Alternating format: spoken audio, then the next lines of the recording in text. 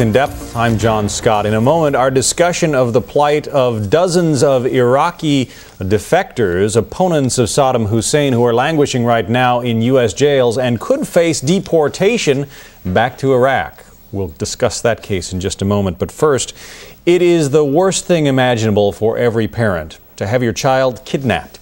And in the case of one San Francisco mother, the abductor was her husband. 11 years ago, Patricia Rausch's estranged husband kidnapped their two daughters and took them to Saudi Arabia. Since then, Ms. Rausch has attempted to get her daughters back. This week, she will take her case to our nation's capital, where she will speak to members of the Senate Foreign Relations Committee. Joining us now is Patricia Rausch and her attorney, Michael Wilds. Welcome. Thank you. Let's talk a little bit about the background of this case. You met your husband when you were both students. He was a Saudi student studying in this country. You met, fell in love, got married, and you had your first daughter. Right. Take the story from there. I met him when he was a student sent here by the Saudi Arabian Educational Mission in the 70s to study in San Francisco. I had two daughters, Alia and Aisha. He was basically an absent father who didn't participate much in his daughters' rearing. He finally left us, and I was left to rear the children. He took them on a weekend visit in 1985. I had full custody of the girls. The girls hardly knew their dad. He took them after I divorced him and brought them to Saudi Arabia. And how old were they? They were 3.5 and 7. And how did he get them out of the country? It's easy. He went to the Saudi embassy and they gave him Saudi passports for my daughters. And he has a relative that works in the Saudi embassy in a high position in the Saudi embassy, and it was very easy for him to be issued Saudi passports for the children. The children were 3.5 and 7, and I'm sure that they were in tears, and he dragged them off. They had no recourse but to go with him. And you've been trying ever since then? Yes, my case and my lobbying has brought together the U.S. signing the Hague Treaty in 1987, a reciprocal arrangement between countries honoring the original custody decree. The Saudis have not signed it. They're not conciliatory to the Hague Treaty. My case and my lobbying has been responsible for the U.S.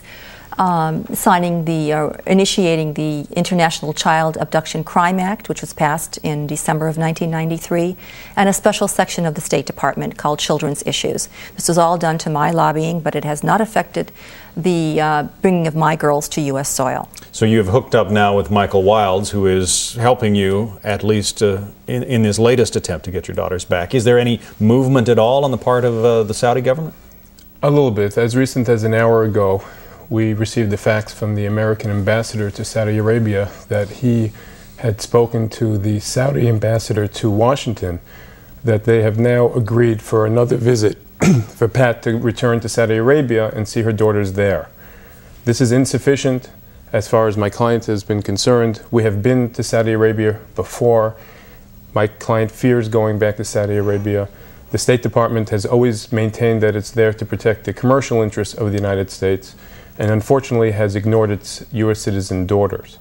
In the time that your daughters have been absent from you, you have seen them only the one time that you went to Saudi Arabia? You saw them for 2 hours? That's correct. Due to Mr. Wilds' help and the help of the then U.S. ambassador to Saudi Arabia, Raymond Mabus, who's a friend of the president's, he was able to get me into Saudi Arabia to see my girls 2 years ago in June of 1995. The Saudis told me that I'd be able to see my girls every day that I was there.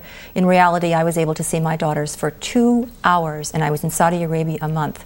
And my daughters, they're teenagers now. My daughter is one daughter's 15 and one is 18, and they expressed a wish to come home. They said, Mama, please don't leave us here. We want to come home with you.